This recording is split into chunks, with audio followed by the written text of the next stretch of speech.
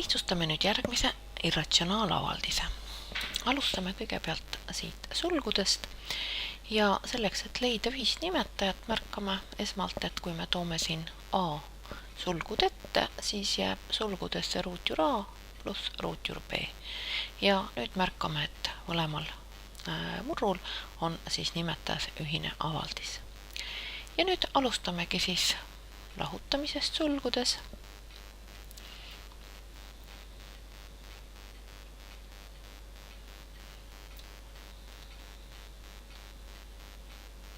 Ja võime siin ka liidetavate järjekorda muuta, mis ei ole küll väga vajalik, aga saame siis ühiseks nimetajaks A korda ruutjuur A pluss ruutjuur B.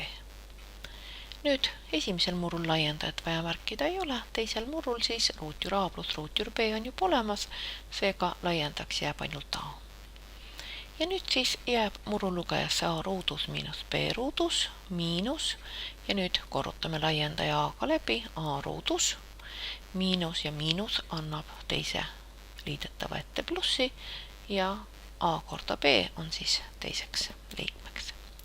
Ja nüüd A ruudud meil koonduvad välja ja murulugejasse jääb meil siis avaldiseks, paneme selle positiivse siia ettepoole AB miinus B ruudus jagatud A korda ruutjuur A pluss ruutjuur B. Nüüd võime siin ka tuua murulugejast B sulgud ette ja jääb meil lugejasse A miinus B ja muru nimetajasse ruutjuur A pluss ruutjuur B. Nüüd võiks märgata ka seda, et murulugejas A miinus B on võimalik tegurdada. See on siis ruutjuur A pluss ruutjuur B korda ruutjuur A miinus ruutjuur B. Ja see annab meile võimaluse nüüd muru nimetajaga sooritada taandamine ja juurtesummad taanduvad ära ja jääb meil selle avaldise väärtuseks B korda ruutjuur A miinus ruutjuur B jagatud A-ga. Nüüd järgmiseks sooritame siis korrutamise tehte.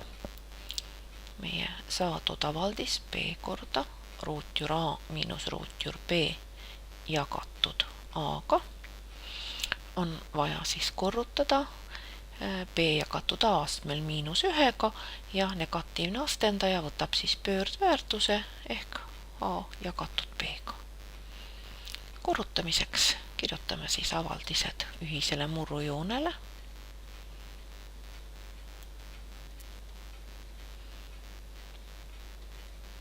Ja nüüd taanduvad ära nii B-d kui ka A-d ja jääb meil avaldise väärtuseks ruutjuur A miinus ruutjuur B. Seega saime lihtsustatud avaldiseks ruutjuur A miinus ruutjuur B. Nüüd edasi oleks meil vaja arvutada veel selle avaldise väärtus, kui meil on teada, et A oleks 2 astmel miinus 4 ja B 27 astmel 2/3. No mõistlik oleks tegelikult mõlemad need väärtused ennem välja arvutada. 2 astmel miinus 4, see on siis 1 jagatud 2 astmel 4-ga ehk 1/16. Ja B väärtuseks saame siis 3, see on siis kuupjuur muru nimetajast 27 ja ruudus. Ja mõistlik ongi ennem võtta siis kuupjuur 27 on 3 ja seejärel siis tõsta ruutu ja saame B väärtuseks 9.